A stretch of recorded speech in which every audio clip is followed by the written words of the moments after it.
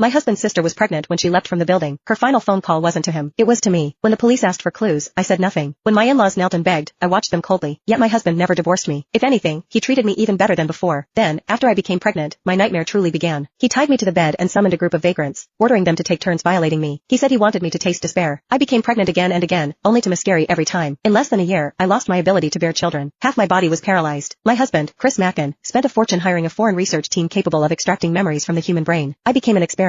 Jenny, the day you let my sister die with injustice hanging over her head, you should have known this day would come. She treated you like family, and you repaid her by working with her killer to destroy her. This is your retribution. I lay bound to the bed like a corpse, listening to Chris's hysterical curses, every word cut like a blade. No, that's not how it was. Then how was it? He roared. Say it. He grabbed my collar, eyes bloodshot as he demanded the truth. The words reached my lips, only to be swallowed back down. Despair crept into my voice as I begged. I can't say it. Please don't force me. His expression stiffened, then twisted into something monstrous. Put the device on her. Extract her memories now. I don't care if she lives or dies. I want the truth. His hatred for me had reached its peak. He locked me inside a glass chamber and had it transported to the city's central plaza. Hundreds of media outlets were invited to witness what he called the unveiling of the truth. What was, in reality, a public execution. 2 years ago, countless people had seen Lisa Mackin, 5 months pregnant, jump to her death. The case drew enormous attention, especially since the police had never solved it. Over time, the incident only continued to fester. The moment news broke that the case would be reopened, the plaza flooded with people. Shouts rose like waves. In the audience, my father-in-law supported my mother-in-law, who refused to sit down. My silence back then had dealt them a devastating blow. They'd urged Chris to divorce me, only to be refused. The resentment had never faded. Now, realizing Chris's painstaking intentions, my mother-in-law wept uncontrollably. Do you know how I've lived these past 2 years? She screamed. You venom-hearted animal. I wish I could tear open your chest and see whether your heart is black. My father-in-law patted her back, his eyes hollow with grief. Lisa had been entrusted to them by a close friend. There was no blood relation, yet she had been closer to them than a biological daughter. I watched everything through the glass, choking on sobs that made no sound. At Chris's signal, a helmet-like device lowered over my head. Hundreds of fine silver needles sprang out and pierced directly into my scalp. In an instant, it felt as though hundreds of leeches were sucking at my flesh. The tearing pain forced screams from my throat. Chris listened to my shrill cries, excitement flickering in his eyes. Sir, one of the technicians said nervously, her body is too weak. If we don't administer nutrients first, this could be fatal. Absolutely not. Chris snapped, eyes blazing with malice. Inject adrenaline. Let her die after the memories are extracted. The technicians hesitated, but under his authority, they could only comply. A syringe of adrenaline was pushed into my body. As the liquid surged through me, my entire being jolted into an unnatural state of stimulation. The memories buried deep inside began to churn. At Lisa's grave, Chris had already been kneeling for 2 hours. I approached with flowers in my arms. Looking at Lisa's smiling face in the photo, my eyes reddened. Just 2 days before her death, we'd gone shopping together. As I bent to place the flowers down, Chris suddenly snatched them from my hands and smashed them into my face. Don't stain my sister's grave. I trembled, bitterness lodged in my throat. Chris, about Lisa's death, I'm hurting more than anyone. The words only enraged him. Without warning, he dragged me to the ground. My head slammed hard against the gravestone, blood instantly staining the engraved letters. Yet, he showed no mercy. He pressed me against the icy stone, roaring in my face. Jenny, my sister died because of you. And you dare cry here like this? She was on the phone with you for 10 minutes before she died. What did she say? Who was the killer? Speak. Faced with his relentless accusation,